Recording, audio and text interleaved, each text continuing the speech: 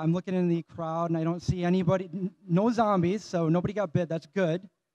I'm Chris Cooney, and I'm the vegan zombie, and I'll tell you a little bit more about that, but we need to start cooking because we're on a time limit, and just like in any zombie apocalypse, you never know when a zombie or 2 or 10 are going to come in your kitchen and ruin your day, so we need to get started right away. Today I'm going to be making some vegan zombie pizza rolls and a kale salad. So we are going to start with the pizza rolls. We got to get them in the oven. And I'm going to be making a kale salad. And the other thing that I need to start working on to show you guys, because it takes a little bit longer, is the tofu, although I already have some made up, so we're all set. But what I am going to do is we got to soak the nuts. When you don't have scissors, you just use a knife. You always are improvising in the middle of a zombie apocalypse, and that's what I often do on my YouTube show as well. We need some water. There's the water, H2O. I'm glad you guys can all understand English, because I can't understand French. There was one point about 10, 15 years ago where I was okay at understanding it, but I've totally lost it. So those are just going to soak over here. Can you guys see me up here? Okay, cool. All right, we have the dough. I'm going to use a little bit of olive oil. Make sure your hands are clean. And we are just going to stretch this dough out as if we were going to make a nice circular pizza. I like to get all the air bubbles out. You want to stretch it so it's thin enough, but it's not gonna rip.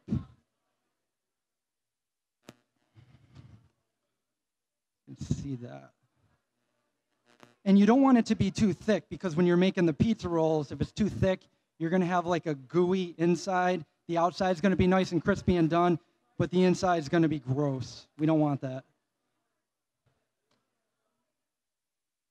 Okay, so I've worked at several pizza places throughout my life, and so I've always loved making pizza.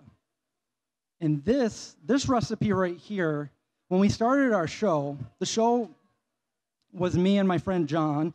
John was always the host of the show. I was always behind the scenes, especially at the beginning.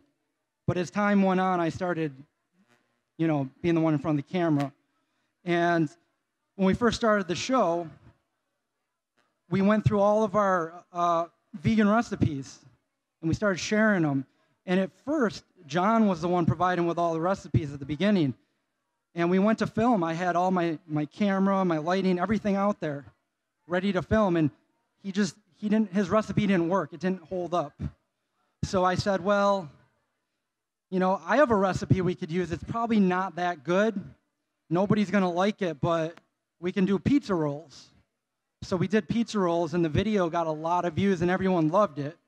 So every time I feel like there's a recipe that's not going to work, it usually ends up doing pretty well.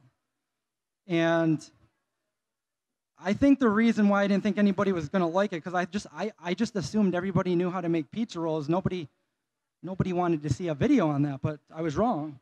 Okay, so now we have a nice pizza rolled out like that. What we are going to do now, I need a tray with a parchment paper. Okay, so, and I also need a pizza cutter. I'm going to need a pizza cutter. See, these are things you gotta, in a zombie apocalypse, you just improvise. So, there's never a vegan zombie episode with something that doesn't go wrong. So it's always good. I'm always prepared. When you're in the zombie apocalypse, you might not even have electricity. You might have to do these pizza rolls on a campfire. Okay, so I'm still going to need a pizza cutter. Or we could just use a knife right here. So depending on, here we go. Pizza cutter to the rescue. Depending on how many of these and how big you want to make them, right now we're just going to cut this like you would cut a pizza pie. And I think I'm going to make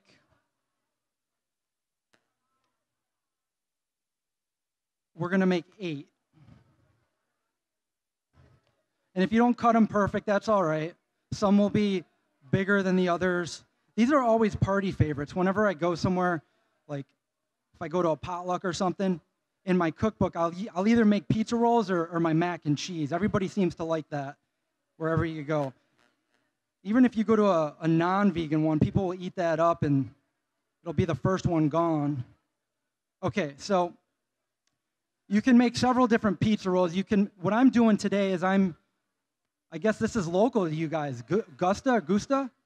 So we're making a sausage one today. You can definitely go healthier and make I've made broccoli and spinach ones. You can pretty much put whatever you want in here. And okay, so what we're gonna do, we got the sauce. You can make your own sauce. My hands are all greasy, so I'm gonna need a rag. Open this up. Okay, now you're gonna pour a little bit on there. You're not gonna go all the way to the edges, and I'll tell you why in a second. Just a little bit on the middle end, like I'm doing right here.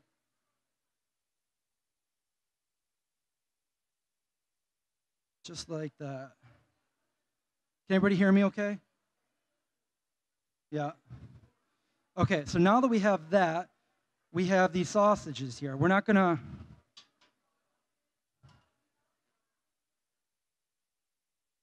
Okay, you could use the whole thing just like this. It looks nice in the pictures, but I'm gonna cut it in half like that.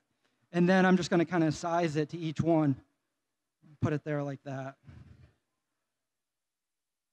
Smaller ones go with the smaller ones. And that should do it.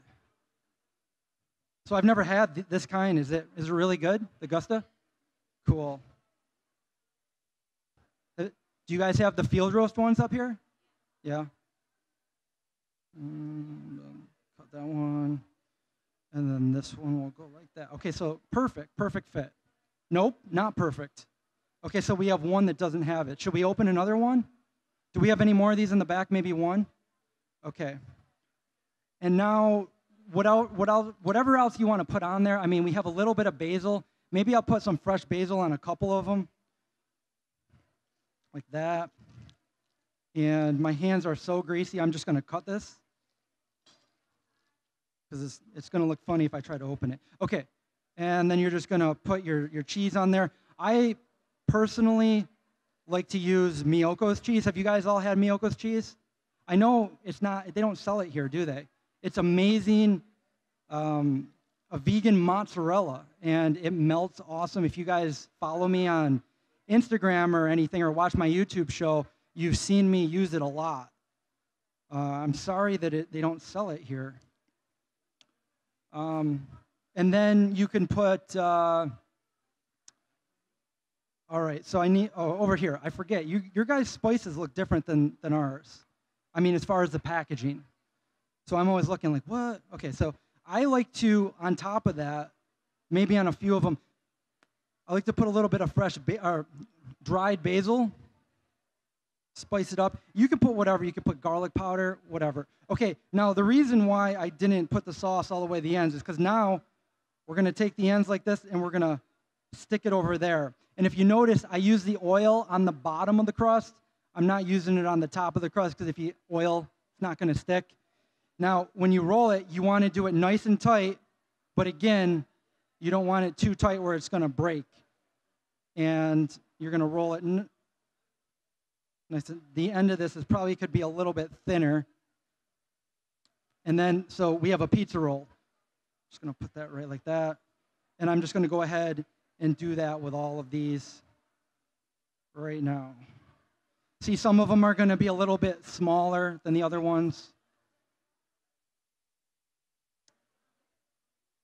It doesn't really, maybe I should have just made I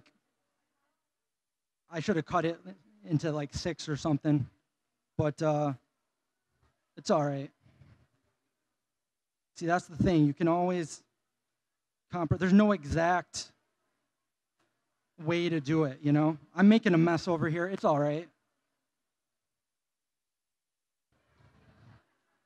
And if you get your hands too wet like mine are right now, you want to dry them off and start again or else they're not going to stick. You see how I'm doing that? Tuck it under. and then roll it up.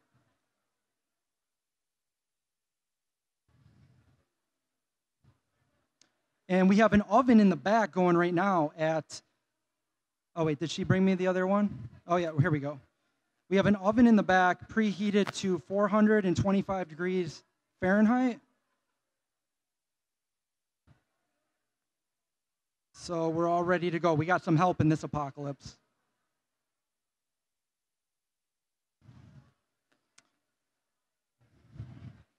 All right, we're down to the last two.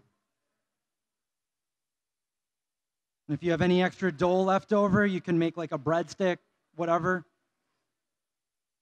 And don't waste any of it. Okay, so now we have all of our pizza rolls right here. You want to kind of even them out so they don't stick together when they're cooking. And then what I like to do is take a little more of your sauce, marinara sauce. This is, just basic tomato sauce. A little bit of oil. You don't have to use oil. You can just water it down. Use a little bit of oil in there. Water. And then, where is my brush? Meanwhile, I'm going to turn on this to like a medium high. And we're going to make our tofu. As you can see, I've already got some made because it does take a while. And when you let it sit and cool off, I like it better. You can use it straight off the pan, but it's like a better texture. And you slice it up. I put this in my salad. You can put it on a sandwich. You can put it in tacos. Pretty much, you can eat it just like this. It's really good. And over all the years that I've been making tofu, I've messed a lot up, so I found the perfect way to make it. And I do have a video for that on YouTube. That tofu, it's not in the cookbook, but you can find it on YouTube. Do we have the brush? Oh, no, I'm blind. See? The zombies did. It's their fault. Okay, so I'm going to mix that up. So this is pretty chunky.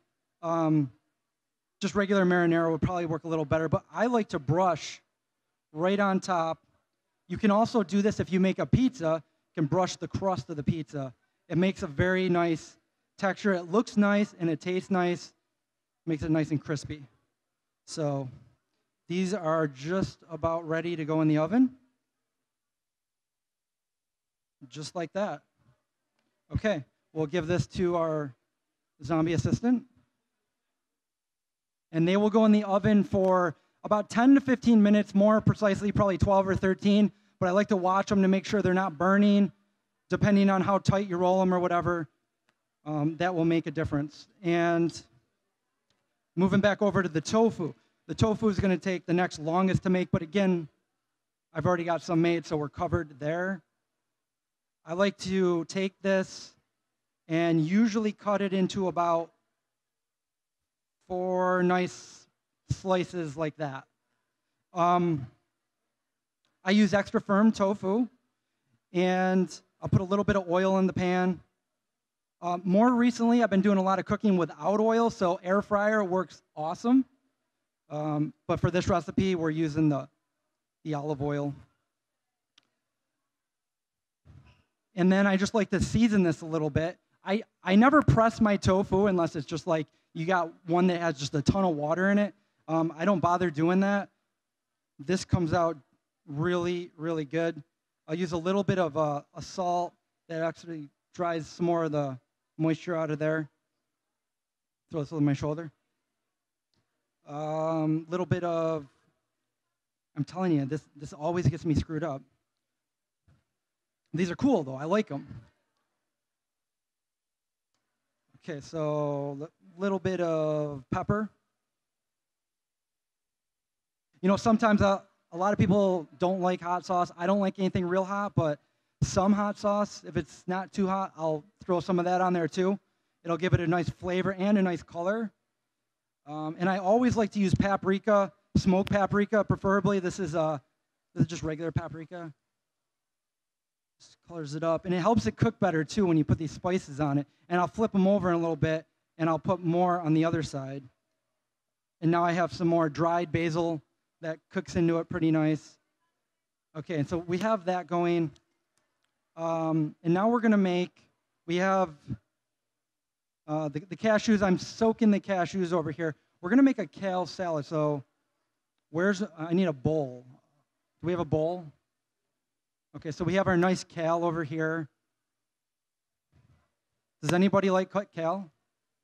Some of you like kale, because honestly, eating kale like this, it's not too good, right? So some people just don't like kale. It's really, really good for you. You just got to know how to make it right. So we have a really good creamy kale salad recipe in our cookbook. Has anybody ever tried that, by the way? No? Well, we have one in our cookbook. What you want to do is you want to take it off the stem. You can use the stems for like juicing. You can juice them if you guys have a juicer, which I do sometimes. You can also make some good kale chips with these. Oh, great. We only have 20 minutes left. That went by fast. So I should probably start with, I feel like I got to get this done before I'll get distracted, not know what I'm doing if I start talking about other things. So we have some avocado, we have some lemon, and we have a tomato. Now, you can make your dressing or your sauce any way you want, really. I like to put a little bit of tomato in there. Sometimes I put an entire tomato instead of water, just so we don't have a flipper, just because it gets a little bit more. So don't do this at home. Use a flipper, spatula, and turn those over. And then again, we're going to use some more seasoning. I like to use a little bit of dried turmeric. Gives it a nice little color. Turmeric's really good for you as well. And I'll put a little more basil and paprika on there. They're cooking up pretty nice. Back to the salad. So I am going, the trick to kale is it's very fibrous. So I'm going to massage it. That's all you have to do is just massage it down a little bit, and then it'll be easier to eat, more palatable, and it will be, it'll absorb the flavors better. Okay, so avocados are really good for you. And we are just going to take an avocado, put that in there. And we're also going to take a lemon. You don't want the seeds to get in there, so either have a colander or catch the seeds when they go in. We're going to put half of a lemon right in there.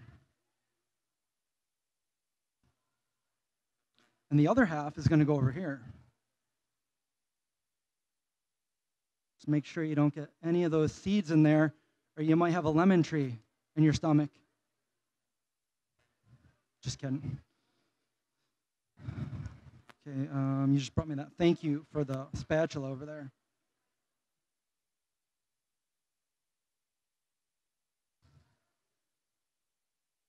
Now, when that's done, you can put it in the refrigerator, and then when it comes out, it'll have a nice texture. So you can just take it, and you can cut it into little strips or little cubes, or just use it like that. Use it as like a little patty for like a breakfast sandwich or whatever.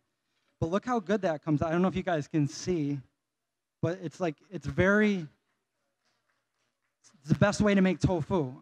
Okay, so we're going to take that avocado and the lemon juice. We're going to massage it right into that kale. So the kale is looking good. Really all you have to do there. I'm going to just turn this down a little because this is I'm just going to let that finish off there. It's pretty much done. And so for this, we have a little bit of agave. Is this open? Okay, it's not open, so my hands are kind of sticky, so that's why I'm using the knife. Sorry about that in the first row. We got some agave going on. And I'm just going to put some agave in there. I don't know, a couple tablespoons. You can put more, less, whatever. And where is a little bit of salt and pepper. A little bit of salt, maybe a teaspoon, half a teaspoon, and pepper. And you can do this to your own. Like, I'm just showing you that you can make any kind of real dressing with cashews, take on the flavor of pretty much anything. So this is a high-speed blender, and we're just going to...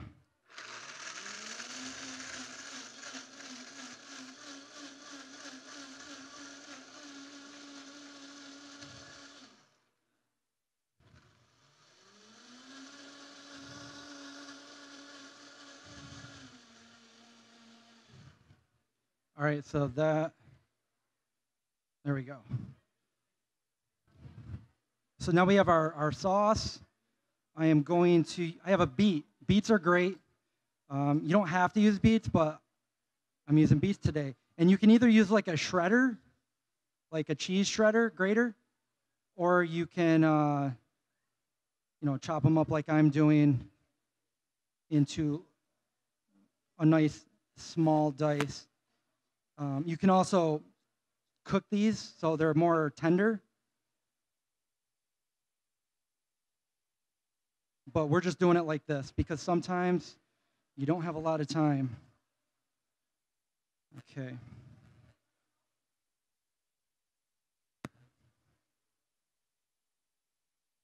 All right, so then we're just going to take these, throw them right in there. Throw it all right in there. We have some... I like to put dried cranberries in there, too. It's a nice addition. So maybe just like a handful. Onion is optional. I'm going to put a little bit of onion in. Got a red onion. The more colorful, the better. More nutrients the veggies have. Okay, so this is how you get a nice cut on an onion, according to professional culinary.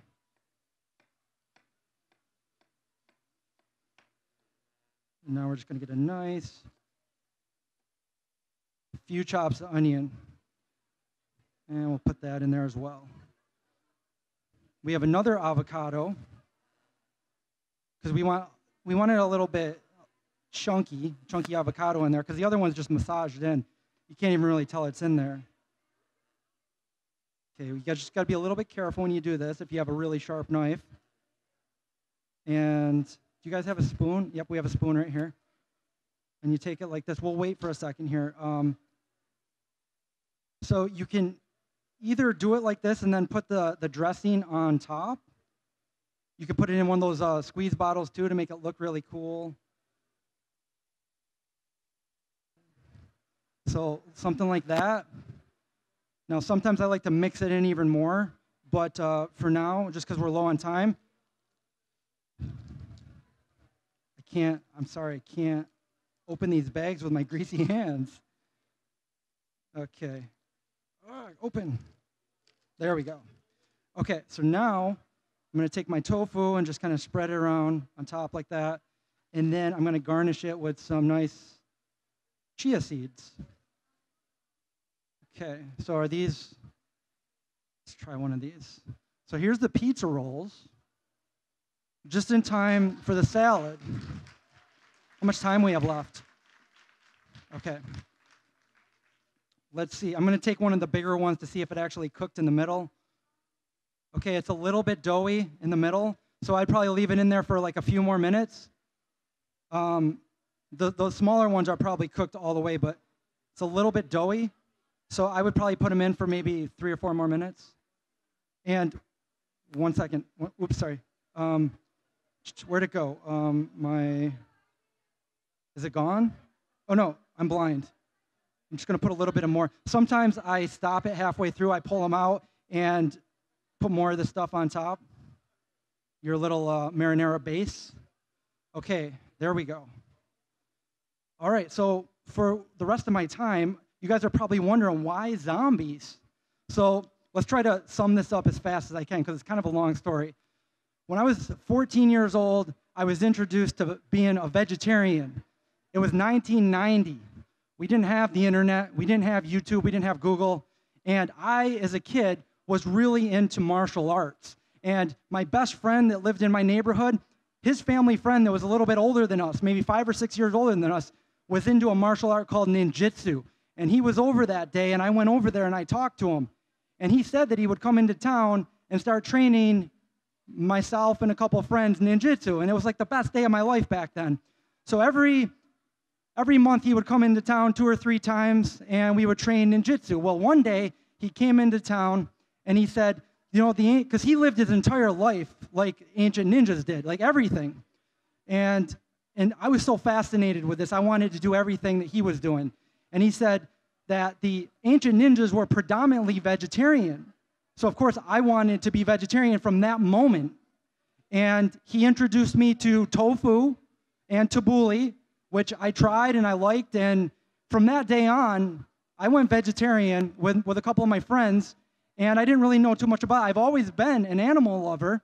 And from not eating meat, I'm thinking, well, I'm not hurting animals now, and this is good. And, you know, there was no support system. Again, there was no internet. I didn't know if I was going to be sick or not. You didn't even hear the word vegan. And by this time, you know, my parents didn't support me at the time. I'm the oldest of my siblings. And so, you know, I was, you know, stubborn in my ways, and I learned pretty much at 14 to start cooking, to making my own foods, to start reading ingredients if I went to the store with my mom or something like that.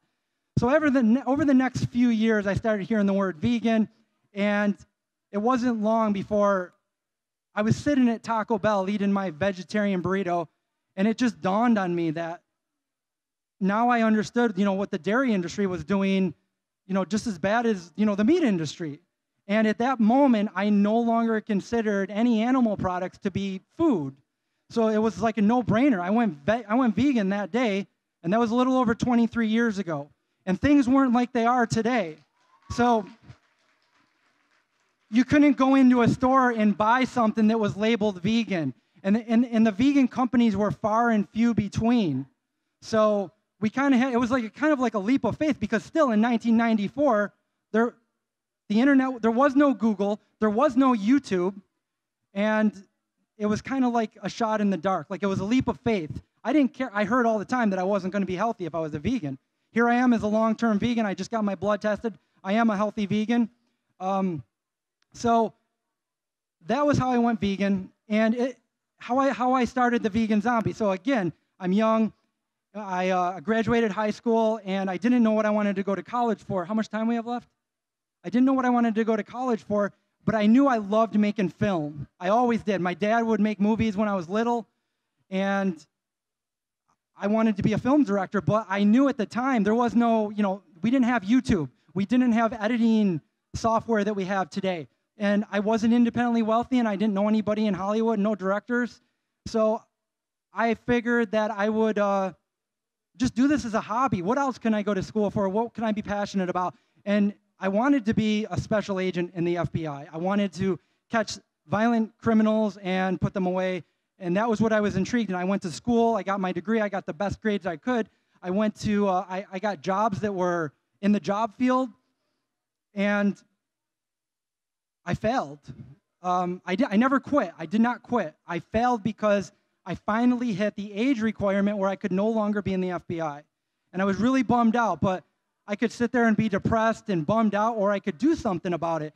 So I was working my other job. I was an investigator, but I wasn't in the FBI.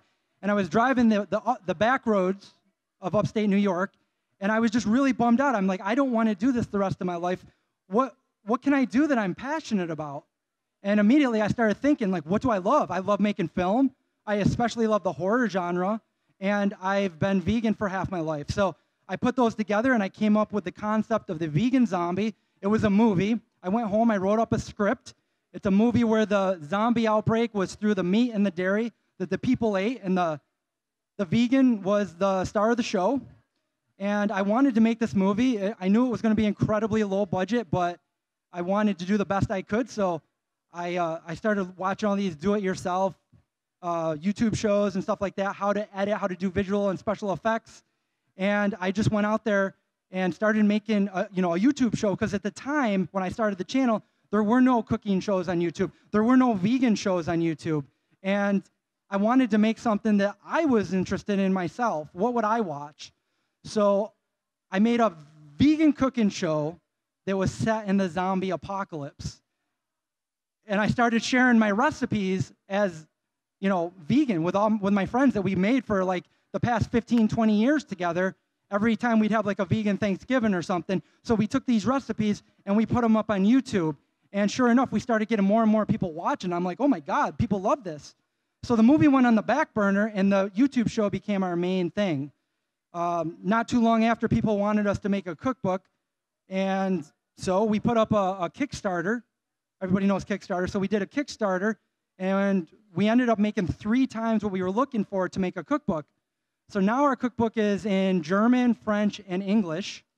And now I'm standing here in front of you guys making a speech, all because of an idea that I was passionate about. So thank you, Montreal.